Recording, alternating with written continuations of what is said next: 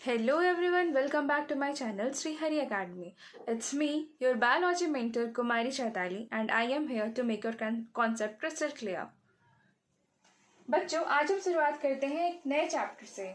आज हम पढ़ते हैं एक नए चैप्टर की ओर और इस चैप्टर का नाम है control and coordination. This is chapter number 7। तो बिना टाइम वेस्ट किए स्टार्ट करते हैं। Control and coordination. बच्चों, मुझे एक बात बताइए, जब आप स्कूल के लिए लेट होते हो, ठीक है, जब आप स्कूल के लिए लेट होते हो तो आप बहुत जल्दी में रहते हो ना। मम्मा मेरा लंच पैक करा आपने कि नहीं? चलो चलो चलो बस आ गया। पापा चलो चलो बाइक निकालो, जल्दी करो जल्दी करो। और अगर स्कूल जाने में लेट हो, मतलब स्कूल जाने में अभी देर हो, मतलब स्कूल आप पहले 1 घंटा 2 घंटा पहले उठ जाओ। अभी काफ़ी टाइम है स्कूल जाने में। तो आप अगर अच्छे बच्चे हो तो थोड़ा चलो मैं पढ़ लेता हूँ, नोट्स रिवाइज कर लिए। अगर आप अच्छे बच्चे नहीं हो तो चलो थोड़ा घूम फिर लेता हूँ, ऐसा वैसा कर लेता हूँ, है ना। ऐसा हो जाता है कि नहीं? मतलब आप अपनी सिचुएशन को देखकर अपना बॉडी मूवमेंट करते हो। मतलब अगर टाइम है तो टाइम वेस्ट कर दिया, अगर टाइम नहीं है तो बहुत जल्दी जल्दी जल्दी जल्दी करा, है कि नहीं। हम अपनी सिचुएशन को देखकर अपना बॉडी का मूवमेंट करते हैं जिससे हम अपने इन्वायरमेंट में चेंजेस ला सकें, जिससे हमारा खुद का एडवांटेज हो, है ना। हमें उस चीज़ से एडवांटेज मिले, हम अपना मूवमेंट वैसे करते हैं। लाइक अगर हमारे पीछे लाइक हम रास्ते में चल रहे और हमारे पीछे चोर आ गया, लाइक वो मेरा सामान लेकर चला जाएगा, है ना। अगर ऐसा कुछ हुआ तो हम अपना स्पीड बढ़ा लेंगे, हे भगवान जल्दी जल्दी जल्दी घर पहुंचो, ऐसा कुछ हो जाता है कि नहीं। हम अपना मूवमेंट हमारे कंट्रोल में होता है कि नहीं। हमारा मूवमेंट हमारे कंट्रोल में होता है, ठीक है।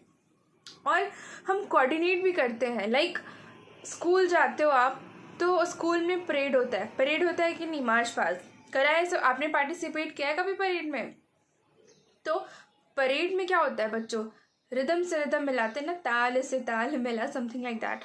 मतलब left right left, left right left, ऐसा होता है ना। अगल बगल वाले से कोऑर्डिनेट करते हैं, हम कोऑर्डिनेट कर लेते हैं।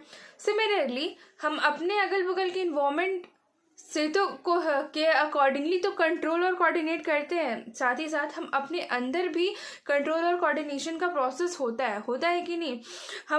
हमारा अंदर का इंटरनल ऑर्गन्स भी आपस में कोऑर्डिनेट करता है। लाइक ब्लड हर्ट से लंग्स में गया, लंग्स से वापस हर्ट में आया, हर्ट से वापस पूरे बॉडी में गया, कोऑर्डिनेशन हो रहा है कि नहीं।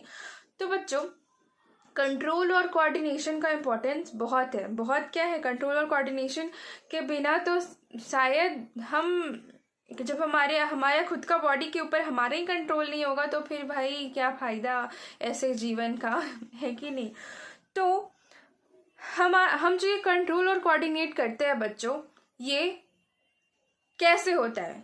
हमारे बॉडी में 2 सिस्टम प्रेजेंट है जिसकी वजह से हम कंट्रोल और कोऑर्डिनेट कर पाते हैं। वो 2 सिस्टम्स क्या क्या है? Due to 2 system that are present in our body we are able to control and coordinate. वो 2 सिस्टम क्या है? पहला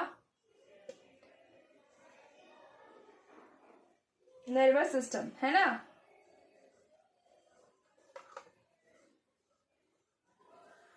नर्वस सिस्टम। दूसरा एंडोक्राइन सिस्टम।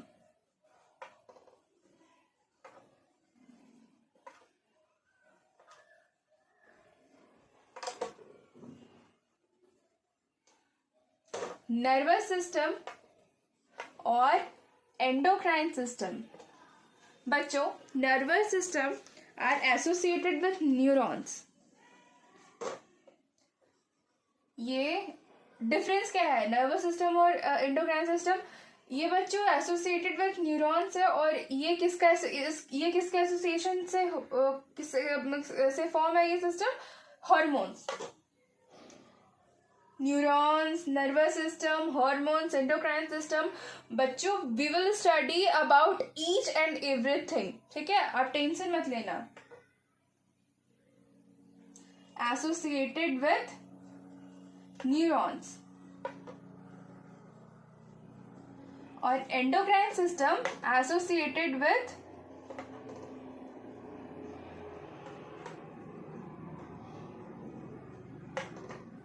हॉर्मोन्स। मैं बता दूं, हम इस चैप्टर में पढ़ने वाले हैं, सबसे पहले हम पढ़ेंगे नर्वस सिस्टम के बारे में। Each and every things we will study in depth about nervous system, human nervous system, ठीक है। उसके बाद हम पढ़ेंगे एंडोक्राइन सिस्टम, हमारे ह्यूमन एंडोक्राइन सिस्टम। फिर हम डिस्कस करेंगे प्लांट हार्मोन्स। हमारे इस चैप्टर में क्या क्या है मैं आपको बता दूं थोड़ा। पहले हम पढ़ेंगे नर्वस सिस्टम के बारे में, फिर हम पढ़ेंगे एंडोक्राइन सिस्टम के बारे में, और फिर हम पढ़ेंगे प्लांट हार्मोन्स के बारे में, और फिर हम क्वेश्चंस डिस्कस करेंगे at the end of this chapter, ठीक है। हमारा ये हम इस पूरे चैप्टर को चार मतलब फोर पार्ट्स में डिवाइड करेंगे, ठीक है। आज हम पढ़ेंगे नर्वस सिस्टम के बारे में, ठीक है, जो कि किससे बना हुआ है, न्यूरॉन से। ह्यूमन नर्वस सिस्टम, आज हम क्या पढ़ेंगे, human nervous system. So start करते हैं, ठीक है। ध्यान रहे, कंट्रोल एंड कोऑर्डिनेशन हमारे बॉडी में किन दो सिस्टम की वजह से होता है, नर्वस सिस्टम और एंडोक्राइन सिस्टम के से। और आज हम पढ़ेंगे किसके बारे में, नर्वस सिस्टम के बारे में, ठीक है। तैयार हो आप लोग? तो अपनी कुर्सी की पेटी बांध ले। बच्चों, एक चीज और, जब भी आप मेरा क्लास देखो तो मोस्ट इम्पॉर्टेंट है कि आप अपना एनसीईआरटी बुक, ठीक है, अपनी बुक मतलब एनसीईआरटी बुक माने एनसीईआरटी थे ना, राजों का राजा महाराजा एनसीईआरटी, वो बुक लेकर साथ में बैठो, ठीक है। तो आज हम क्या पढ़ेंगे,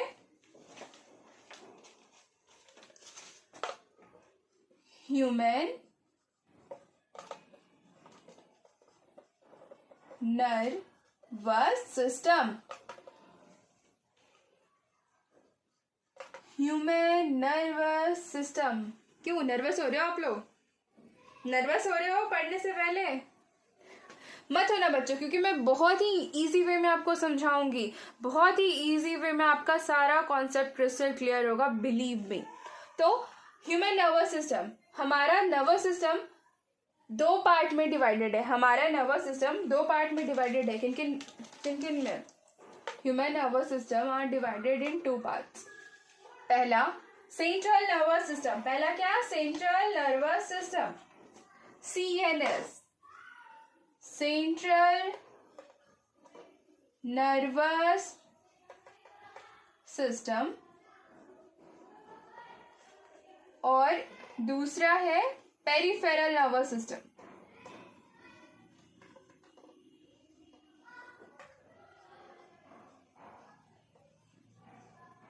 थोड़ा हैंडराइटिंग मेरा खराब है, माफ करना, क्षमा चाहती हूँ आप सबसे। Central nervous system and peripheral nervous system. Central nervous system क्या हो गया, थोड़ा टॉपिक से हट के चलते हैं बच्चों। हम बैंक में जाते हो, आप कभी बैंक में गए, ऑब्वियसली गए ही होंगे, या फिर आपके मम्मी पापा गए होंगे, उनसे पूछना, किसी भी बैंक का हेड क्वार्टर एक होता है, बाकी रीजनल क्वार्टर अलग अलग स्टेट में होते हैं, ठीक है। मतलब किसी भी ऑफिस का मेन ऑफिस होता है, और फिर कुछ ऑफिस भी इधर उधर फैले होते हैं, ठीक है। तो हमारे बॉडी का जो मेन सिस्टम है, मेन सिस्टम यानी हेड ऑफिस, वो है सेंट्रल नर्वस सिस्टम। बाकी ये पेरिफेरल नर्वस सिस्टम है, वो इधर उधर वाला ऑफिस है। समझ में आ रहा है? सेंट्रल नर्वस सिस्टम में आ जाएगा बच्चों हमारा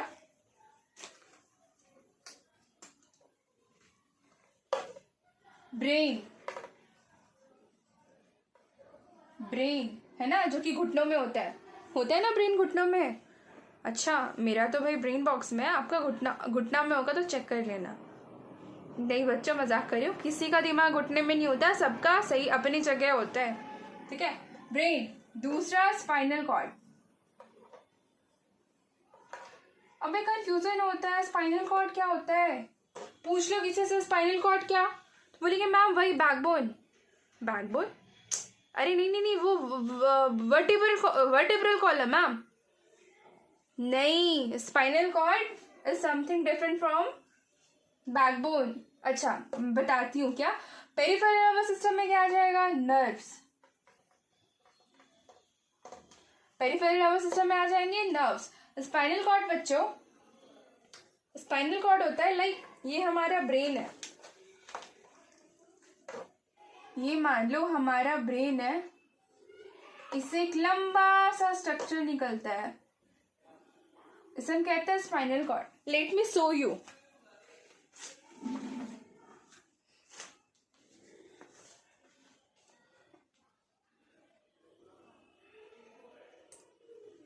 देखो, दिख रहा है? ये हमारा ब्रेन है, ह्यूमन ब्रेन, ठीक है? ये ब्रेन है,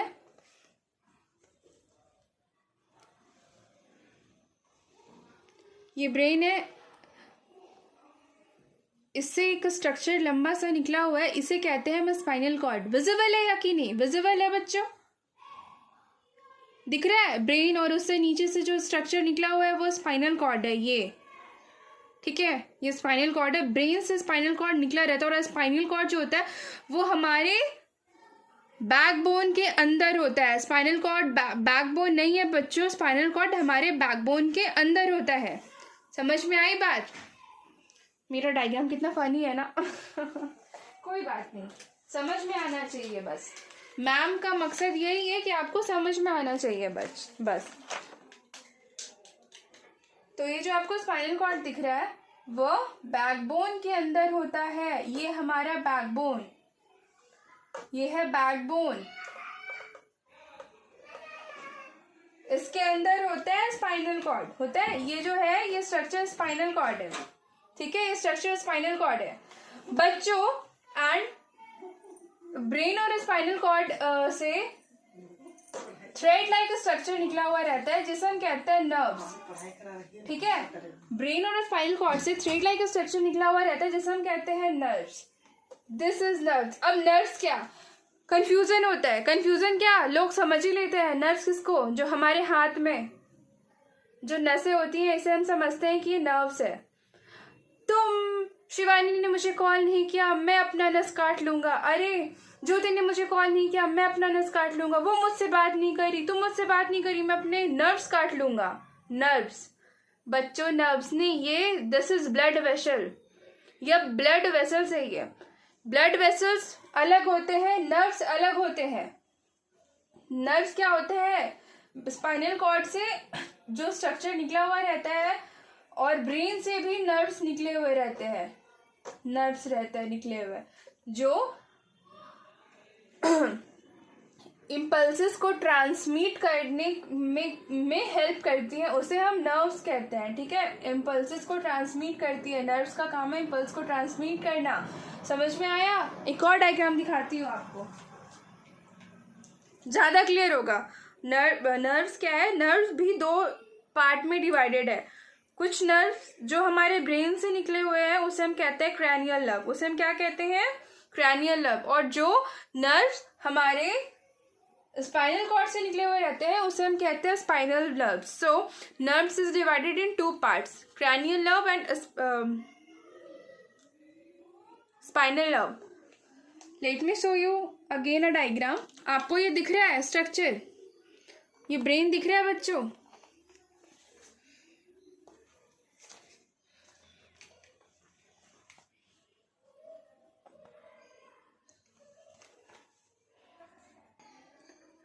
इस डायग्राम, इस स्ट्रक्चर में आप देख सकते हो कि ब्रेन है, उससे निकला हुआ स्पाइनल कॉर्ड है ना? और स्पाइनल कॉर्ड से ये जो लंबा लंबा स्ट्रक्चर आपको दिख रहा है ये स्पाइनल कॉर्ड से भी होता है बच्चों और ब्रेन से भी होता है। ब्रेन वाला दिख नहीं रहा क्योंकि ये ऊपर से लगा दिख रहा है इसीलिए, ठीक है? इसको हम कहते हैं नर्व्स और ये है स्पाइनल कॉर्ड और ये है हमारा ब्रेन। आई होप कि ये क्लियर है। I hope this diagram is clear to you all. Now further हम बढ़ते हैं टॉपिक की तरफ। जो हमारा नर्व्स है वो टू पार्ट्स में डिवाइडेड है ना? नर्व्स फर्दर टू पार्ट्स में डिवाइडेड है।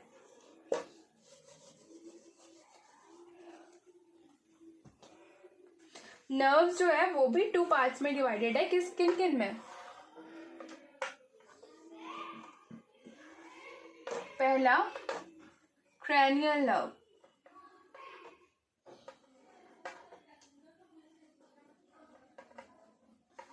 दूसरा क्रैनियल नर्व और जो ब्रेन से निकला हुआ है और जो स्पाइनल कॉर्ड से निकला हुआ है उसे हम कहते हैं स्पाइनल नर्व, ठीक है, उसे हम क्या कहते हैं, स्पाइनल नर्व्स। ठीक है, क्रैनियल नर्व और स्पाइनल नर्व्स। बच्चों क्रैनियल नर्व कम होता है, क्यों? क्योंकि हमारे अंदर दिमाग कम है ना, इसीलिए कम होगा। नहीं, ब्रेन से निकला हुआ नहीं, वो बात नहीं है। क्रैनियल नर्व कम होता है, ये नंबर ही है बच्चों। अब हमारे हाथों में 5 उंगलियां हैं, एक हाथ में 5 है, तो बस नंबर है। तो क्रैनियल नर्व कितना होता है वो बताओ, कमेंट करो, कुछ तो पढ़ो, कुछ तो कमेंट करो। क्रैनियल नर्व होता है, ज्यादा होता है, और सॉरी क्रैनियल नर्व कम होता है, स्पाइनल नर्व ज्यादा होता है। क्रैनियल नर्व कितना होता है, 12 पेयर, 12 पेयर्स, बहुत इंपॉर्टेंट है, याद रखना। 12 पेयर्स कितना होता है, 12 पेयर्स। और ये कितना होता है, 31 पेयर्स, 12 एंड 31 पेयर्स। ठीक है, 12 एंड 31 पेयर्स, याद रहेगा। क्रैनियल नर्व किससे, ब्रेन से निकलता है। कहाँ से निकलता है, ब्रेन से। और स्पाइनल कॉर्ड से स्पाइनल नर्व्स। ठीक है, स्पाइनल कॉर्ड से स्पाइनल नर्व्स। अब एक चीज मुझे बताओ, हमारी जो पूरी बॉडी है किन किन चीजों किससे बनी हुई है? What are the basic building blocks of our body? नहीं पता? अरे मैम, मेरी दादी तो कहती है हम सब मिट्टी से बने हैं और मिट्टी में मिलना है एक दिन। हम सब मिट्टी से बने हैं और मिट्टी में मिलना है एक दिन। क्या समझ में नहीं आया? क्लास 9th में पढ़ा था आपने, सेल के बारे में पढ़ा था आपने क्लास 9th में। मैम क्लास 9th में तो मैं पढ़ता ही नहीं था। अच्छा कोई बात नहीं, 10th में कौन सा पढ़ते हो आप लोग, लेकिन 10th में पढ़ना पड़ेगा बच्चों, बोर्ड्स है ये, boards. 10th will decide your future. आप 10th के बाद 11th 12th में कौन सा सब्जेक्ट लोगे, this will decide your future. तो 10th में तो पढ़ना पड़ेगा। क्लास 9th में बच्चों एक चैप्टर था cell. What is cell? Cell is the structural and functional unit of our life. हमारा पूरा बॉडी सेल से बना हुआ है ना, बेसिक सा कॉन्सेप्ट है। हमारी पूरी बॉडी, चाहे वो स्किन हो, चाहे वो बोन हो, चाहे वो ब्लड हो, सब कुछ किससे बना हुआ है, सेल से। तो जाहिर सी बात है, जो हमारा ह्यूमन नर्वस सिस्टम है, पूरा नर्वस सिस्टम जो है हमारा, नर्वस सिस्टम में क्या क्या, नर्वस सिस्टम में क्या क्या है, पेरिफेरल नर्वस सिस्टम और central nervous system. Central nervous system में क्या है बच्चों, ब्रेन और स्पाइनल कॉर्ड, है ना, ब्रेन और स्पाइनल कॉर्ड। और पेरिफेरल नर्वस सिस्टम में क्या है, नर्व्स, है ना, पेरिफेरल नर्वस सिस्टम में है नर्व्स। तो बच्चों ब्रेन, स्पाइनल कॉर्ड और नर्व्स हमारे शरीर के बाहर है। Is this out of from our body? नहीं, हमारे शरीर के अंदर है।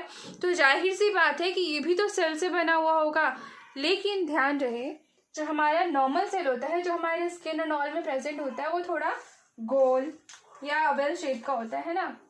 अक्सर हम सेल ऐसा ही देखते हैं, जो हमारे बुक या फिर जो होता है अदर ऑर्गन में, ऐसा ही सेल रहता है, ऐसा ऐसा ऐसा ऐसा सेल, है ना। जनरली हम ऐसे सेल्स ही देखते हैं। A group of cell tissue, group of cell tissue, ध्यान रहे, cell group of cell is tissue, और ग्रुप ऑफ टिश्यू से क्या बनता है, ऑर्गन, और एक ग्रुप ऑफ ऑर्गन से बनता है ऑर्गन सिस्टम, और फिर ऑर्गन सिस्टम से हम बनता है बॉडी, है ना। सेल के बाद टिश्यू, टिश्यू के बाद ऑर्गन, ऑर्गन के बाद ऑर्गन सिस्टम, ऑर्गन सिस्टम के बाद हमारी पूरी बॉडी। तो जो ब्रेन, स्पाइनल कॉर्ड और नर्व्स है बच्चों, ये बना होता है किससे, नर्वस टिश्यू से बना होता है ना, नर्वस टिश्यू से बना होता है, नर्वस टिश्यू, है ना। ये किन किन चीजों से बना होता है, नर्व टिश्यू, नर्वस टिश्यू। और नर्वस टिश्यू बना होता है नर्व सेल से। किससे, नर्व सेल से, है ना। अब बोलोगे नर्व सेल्स, नर्वस सेल, है ना, सेल से टिश्यू, टिश्यू से ऑर्गन, ब्रेन एक ऑर्गन है ना, इंटरनल ऑर्गन है, स्पाइनल कॉर्ड एक इंटरनल ऑर्गन हुआ। तो ये ऑर्गन किससे बना होता है, टिश्यू से, नर्वस टिश्यू। और जाहिर सी बात है, टिश्यू किससे बना होगा, नर्वस सेल से बना होगा। और ब्रेन, स्पाइनल कॉर्ड और नर्व, जो नर्वस सिस्टम के सेल होते हैं बच्चों, उसको हम क्या कहते हैं? न्यूरॉन। समझ में आया? Human nervous system is associated with neurons. Neurons का गेम है ह्यूमन नर्वस सिस्टम। न्यूरॉन कुछ नहीं मतलब सब कुछ मतलब न्यूरॉन सब कुछ मतलब सेल न्यूरॉन से ही बना होता है। ब्रेन, स्पाइनल कॉर्ड, नर्व्स, ये तीनों सेल से तो बने होंगे, क्योंकि obviously it is a part of our body, it is a internal organ, और इसके सेल को हम कहते हैं न्यूरॉन्स। ठीक है, इस पे जितना स्टार मार्क करना हो बच्चों कर लो, बहुत इंपॉर्टेंट है ये। न्यूरॉन्स जो है बच्चों, इसका डायग्राम आता है आपके एग्जाम्स में। न्यूरॉन्स का डायग्राम, किडनी का डायग्राम और डाइजेस्टिव सिस्टम का डायग्राम। ह्यूमन फिजियोलॉजी में ये 3 डायग्राम बहुत ही इंपॉर्टेंट है। न्यूरॉन का डायग्राम तो ही आता है। ठीक है, और एक बात और बता दो, ये चैप्टर भी बहुत इंपॉर्टेंट है। This chapter is very important. इससे 6 to 8 मार्क्स के क्वेश्चंस आते हैं। इससे कितने? 6 to 8 मार्क्स के क्वेश्चन तो आते ही है बच्चों। ठीक है, तो हम न्यूरॉन्स के बारे में पढ़ेंगे। न्यूरॉन्स का स्ट्रक्चर ड्रॉ मतलब डायग्राम ड्रॉ करने के लिए आता है एग्जाम्स में, याद रहे। सबसे पहले तो हम थोड़ा न्यूरॉन के बारे में पढ़ लेते हैं, है ना। न्यूरॉन का डायग्राम बनाने के बाद थोड़ा उसके बारे में लिख दोगे तो एग्जामिनर खुश हो जाएगा। खुश नहीं, बहुत खुश हो जाएगा। जा बच्चे, तुझे मैं फुल मार्क्स देता हूँ। Neurons are the nervous cell, nerve cell. Neuron बहुत ही स्पेशलाइज्ड सेल होता है बच्चों। Neuron is a highly specialised cell. Neurons is a highly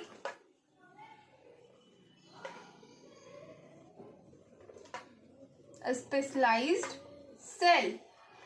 आपको पता है, ये जनरल नॉलेज भी देख लो, जनरल नॉलेज भी तुम्हारा इंक्रीज होगा। क्यों?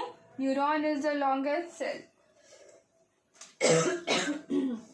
हमारे बॉडी में सबसे लंबा सेल कौन है? न्यूरॉन। ठीक है, और जिसका लेंथ कितना होता है? Approx 1 metre. Longest, neuron is the longest cell.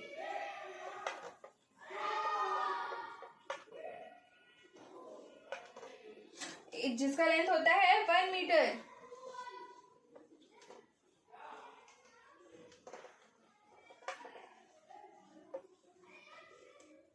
Length approx 1 metre. ठीक है, दूसरा पॉइंट, तीसरा एक्चुअली,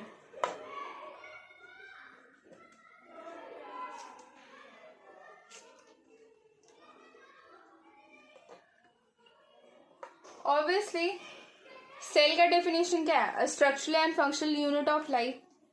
तो जो न्यूरॉन भी तो सेल है, लेकिन किसका? नर्वस सिस्टम का। तो structural and functional unit of life. Clear है? क्लियर है बच्चों? और 4 point,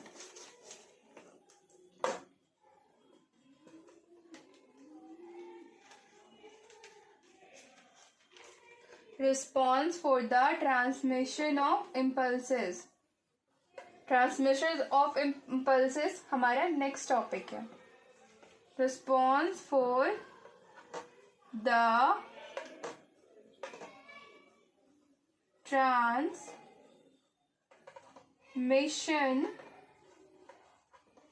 of impulses।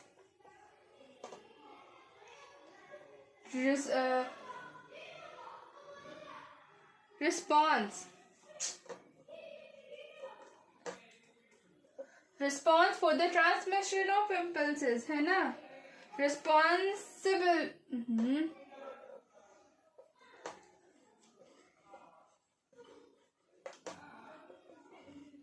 Responsible for the transmission of impulses, ठीक है। अब एक चीज, अगर बच्चों अगर आपका कोई क्वेश्चन आता है 2 मार्क्स का, और अगर कोई क्वेश्चन आता है 4 मार्क्स का, तो बच्चों आप जब आंसर राइटिंग करो अपने एग्जाम्स में, तो कोशिश करो कि वो आंसर राइटिंग पॉइंट में लिखो। 2 मार्क्स का क्वेश्चन है तो लोग क्या करते हैं, जो अच्छे बच्चे होते हैं पॉइंट में तो लिखते हैं, लेकिन 2 मार्क्स का क्वेश्चन है तो आप 2 पॉइंट में लिखते हो। अरे क्या पता वो 2 पॉइंट में से 1 पॉइंट गलत हो सकता है ना। अगर 4 मार्क्स का क्वेश्चन है तो आप 4 पॉइंट में लिखोगे, तो क्या पता चार पॉइंट में से कोई 1 पॉइंट गलत हो। तो कोशिश करो कि अगर 2 मार्क्स का क्वेश्चन है तो 2 की जगह 3 पॉइंट लिखो। अगर 1 गलत हुआ तो 2 तो सही रहेगा। अगर 4 मार्क्स का क्वेश्चन है तो 4 की जगह 5 पॉइंट लिखो। अगर 1 गलत हुआ तो फुल मार्क्स फिर भी मिलेगा। समझ में आ रहा है?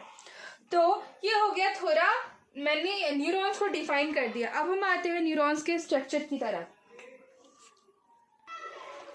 बच्चों ये हमारा न्यूरॉन का स्ट्रक्चर, ये मैंने डायग्राम ड्रॉ करा है न्यूरॉन का, ठीक है। ये डायग्राम बच्चों बहुत इंपॉर्टेंट है, ये डायग्राम बहुत इंपॉर्टेंट है एग्जाम के पॉइंट ऑफ व्यू से, ठीक है। आइए तो हम इस डायग्राम, इस न्यूरॉन के स्ट्रक्चर के बारे में समझते हैं। तो बच्चों न्यूरॉन जो है वो मेनली 2 पार्ट में डिवाइडेड हो, मतलब 2 पार्ट में डिवाइडेड नहीं होता, मतलब नेमिंग इसका 2 पार्ट में होता है। जो कहते हैं ना, एक जानवर की तरह दिख रहा है, ये इसका मुंडी, ये पुच्छी। जो मुंडी होता है बच्चों, जो इसका हेड पोर्शन होता है, उसको हम कहते हैं सेल बॉडी, सेल बॉडी या साइटॉन, ठीक है, सेल बॉडी या साइटॉन, ठीक है। और जो पुच्छी एरिया होता है उसे हम कहते हैं एक्सॉन। ये जो टेल पोर्शन है एक्सॉन, सेल बॉडी या साइटॉन, छोड़ गया था मैंने। और ये पुच्छी एरिया को एक्सॉन कहते हैं। ये भी एक सेल है, न्यूरॉन दिख रहा है, ये गोल दिख रहा है आपको? नहीं ना, लंबा है, थोड़ा डिफरेंट स्ट्रक्चर है इसका, इसीलिए यह बहुत ही हाईली स्पेशलाइज्ड सेल होता है बच्चों न्यूरॉन। तो ये सेल है, सेल में साइटोप्लाज्म होता है, ये साइटोप्लाज्म है, इसके साइटोप्लाज्म में आयंस होते हैं। क्या होते हैं? आयंस होते हैं। और साइटोप्लाज्म में ये इसका न्यूक्लियस है, ठीक है। और जो ये स्ट्रक्चर दिख रहा है ऐसा पंजा, लंबा लंबा धागा धागा धागा धागा, इसे हम कहते हैं डेंड्राइट्स। डेंड्राइट्स से न्यूरॉन स्टार्ट होता है, डेंड्राइट्स है ये, ऐसे डेंड्राइट्स कहते हैं। ये सेल बॉडी हो गया। और ये एक्सॉन, एक्सॉन पे बच्चों एक सीट होता है, सीट क्यों? इसके एक्सॉन के प्रोटेक्शन के लिए। ये तो मोटू है, ये तो पतले हुए, तो इसको प्रोटेक्शन देने के लिए सीट होता है, जिसे हम कहते हैं माइलिन सीट। कुछ कुछ न्यूरॉन्स में माइलिन सीट होता है, कुछ कुछ न्यूरॉन में माइलिन सीट नहीं होता। जो ऐसे न्यूरॉन्स जिसमें माइलिन सीट नहीं होते उसे हम कहते हैं non myelinated neuron. Neuron is divided into 2 मतलब neuron is of 2 different type of neuron is present in a human body. First, non-myelinated neurons.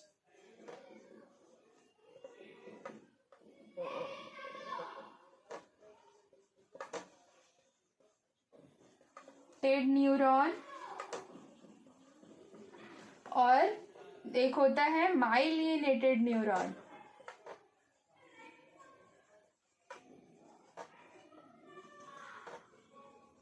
ऐसे न्यूरॉन जिसमें माइलिन सीट प्रेजेंट होता है, ऐसे न्यूरॉन जिसमें माइलिन सीट प्रेजेंट होता है, seat present होता है, इसमें माइलिन सीट नहीं होते, सॉरी नॉन माइलिनेटेड इसमें नहीं होते, नॉन माइलिनेटेड में नहीं होते। ऑब्वियसली माइलिनेटेड है तो ये इसमें माइलिन शीट तो होगा। समझ में आया? नॉन माइलिनेटेड और माइलिनेटेड न्यूरॉन्स। तो ये जो माइलिन शीट है इसके ऊपर है, और माइलिन शीट के बीच में एक गैप है ना, इसे हम कहते हैं node of Ranvier. Node of Ranvier इसे हम कहते हैं। एक्सॉन हो गया, नोड ऑफ रैनवियर हो गया। और याद है माइलिन शीट पे का सेल को, माइलिन शीट पे स्वान सेल्स होता है। अच्छा ये थोड़ा ज़्यादा हो जाएगा आपके सिलेबस, मतलब आपके सिलेबस में नहीं है, ठीक है। माइलिन शीट हो गया, फर्दर ये इलोंगेट हुआ, इसे हम कहते हैं नर्व एंडिंग। इस पोर्शन को कहते हैं नर्व एंडिंग। क्यों? क्योंकि ये नर्व सेल यानी न्यूरॉन का एंडिंग है, नर्व सेल का एंडिंग है, इसीलिए हम कहते हैं इसे नर्व एंडिंग। और इसमें बच्चों एक लास्ट में एक नॉब लाइक स्ट्रक्चर होता है, जैसे हमारी दरवाजे पे लगा होता है ना कुंडी, नॉब, ऐसे स्ट्रक्चर होता है, नॉब शेप स्ट्रक्चर, खचाक खचाक ऐसा वाला नॉब शेप स्ट्रक्चर होता है, और इसे हम कहते हैं साइनेप्टिव नॉब। और ये न्यूरॉन एक दूसरे, एक न्यूरॉन के पीछे एक न्यूरॉन, एक न्यूरॉन के पीछे एक न्यूरॉन, मतलब ऐसा स्ट्रक्चर होता है। मैंने इस न्यूरॉन का थोड़ा ही पोर्शन बनाया बच्चों, गरीब हूँ, आप लाइक और सब्सक्राइब नहीं करते हो ना, तो मैं पैसे कहाँ से लाऊँ इतना कि मैं एक बड़ा बोर्ड ले सकूँ। मजाक कर रही हूँ, ठीक है। ये न्यूरॉन है, इसके पीछे एक न्यूरॉन रहा, तो और ये दो न्यूरॉन एकदम आपस में कनेक्टेड नहीं होते, आपस में न्यूरॉन कनेक्टेड नहीं होते, बीच में गैप होता है। ये जो गैप दिख रहा है आपको, यह गैप, इसे हम क्या कहते हैं? साइनैप्स। इस गैप को हम क्या कहते हैं? साइनैप्स।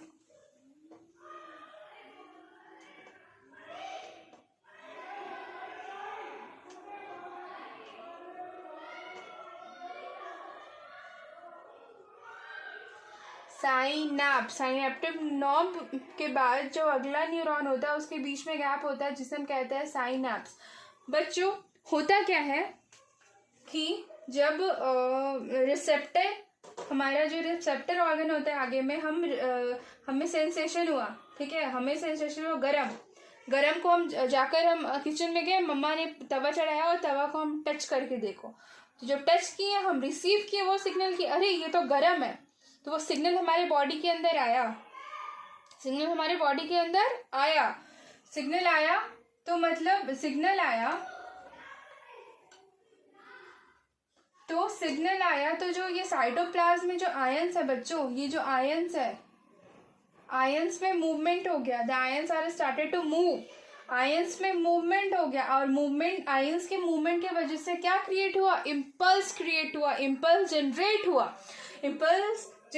क्यों? क्योंकि इसमें सिग्नल आया, तो यही इम्पल्स जनरेट हो जाता है, और ये इम्पल्स फर्दर एक्सॉन के थ्रू जाते हैं, साइनेप्टिव नॉब में पहुंचते हैं। और जो हमारा साइनेप्टिव नॉब्स है, इसके अंदर एक केमिकल होता है।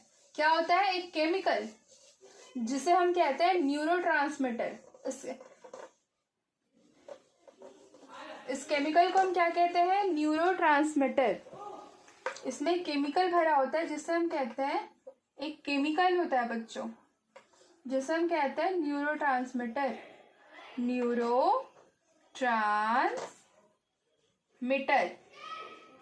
ठीक है।